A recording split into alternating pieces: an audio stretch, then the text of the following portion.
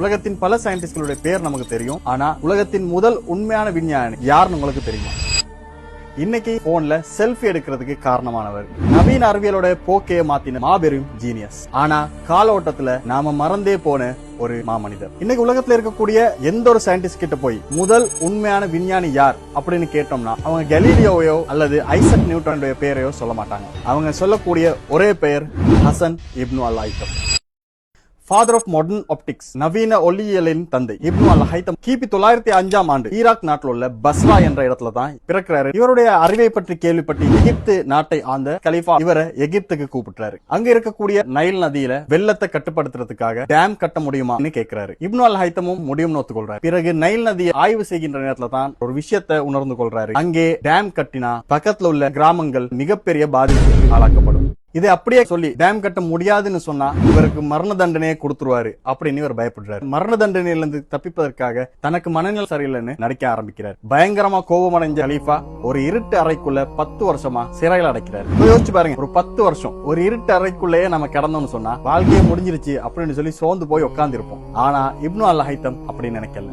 இப்படி யூசுப் அலைஹிஸ்ஸலாம் சிறையில் இருக்கிற நேரத்துல யா சாஹிபை சிஜ்னி, சிறை தோழர்களே, அர்பாபு முத்தஃபர்ரிகூன ஹைர், ஏராளமான கடவுள்கள் இருப்பது சிறந்ததா, அமில்லாஹுல் வாஹிதுல் கொஹார், அல்லது அடக்கி ஆளக்கூடிய ஒரு அல்லாஹ் இருப்பது சிறந்ததா இப்படின்னு சொல்லி இந்த சிறையை யூசுப் அலைஹிஸ்ஸலாம் எப்படி ஒரு தாவா கூடமாக மாத்தினாரோ அதே போல இவர் இருக்கக்கூடிய அந்த சிறையை தன்னுடைய லெபோரட்டரியா மாத்துறாரு. அப்போதைய உலகத்தில் இருந்த கிரேக்க தத்துவர்களான அரிஸ்டோட்டல் மற்றும் டொலமி நம்முடைய பார்வை தொடர்பாக எப்படி நம்பிக்கொண்டிருந்தாங்கன்னு சொன்னா, நம்முடைய கண்ணில் இந்த ஒரு ஒளிக்கதிர் வெளியாகி அது பொருட்கள் மீது படுறதுனாலதான் நம்ம அந்த பொருளையே பாக்குறோம் அப்படின்னு சொல்லி தப்பா நம்பிக்கிட்டு இருந்தாங்க. ஒரு நாள் அவருடைய இந்த இருட்டு அறையில் கதவுல இருக்கக்கூடிய சின்ன ஓட்டை மூலமா வெளியில இருந்து சூரிய ஒளி உள்ளே வர்றதை பாக்குறாரு. அந்த ஒளியின் மூலமா வெளியில இருந்து மரத்தோட தலைக்கீழான பிம்பம் அவரோட அறையில செவத்துல விடுது. அவ்வளவுதான், உலக வரலாற்றையே மாத்தின அந்த புகழ்பெற்ற கண்டுபிடிப்பு அங்கதான் பிறக்குது.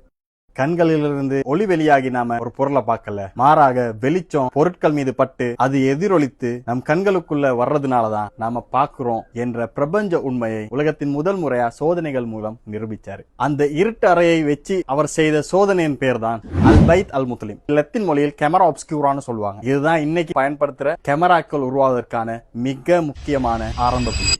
அதோடு மட்டும் நிறுத்தி விடாம சயின்டிபிக் மெத்தடை உருவாக்குறாரு. அதாவது எந்த ஒரு தியரியும் வாயால மட்டும் சொன்னா போதாது, எக்ஸ்பெரிமெண்ட்ஸ் மூலமா நிரூபிச்சா மட்டும்தான் அறிவியல்னு உலகத்துக்கு சொன்ன முதல் மனிதர் இவர்தான். அதனாலதான் சயின்ஸ் உலகம் இவரை ஃபர்ஸ்ட் ட்ரூ சயின்டிஸ்ட் சொல்லி கொண்டாடுறாங்க. வெறும் கற்பனை கதை இல்லைங்க, நிஜம். இவரை கௌரவப்படுத்துற விதமா நிலவுல இருக்கக்கூடிய ஒரு விண்கல் பள்ளத்தாக்குக்கு நாசா இவருடைய நினைவாக அல் ஹசன் பேர் வச்சிருக்காங்க. ஆனால் மிகப்பெரிய கவலை என்னன்னா, உலகத்தின் அறிவியல் வளர்ச்சிக்கு மிகப்பெரிய பங்காற்றிய ஒரு மனிதர், ஆனால் இவருடைய பேர் எத்தனை பேருக்கு தெரியும் என்பதே தெரியல.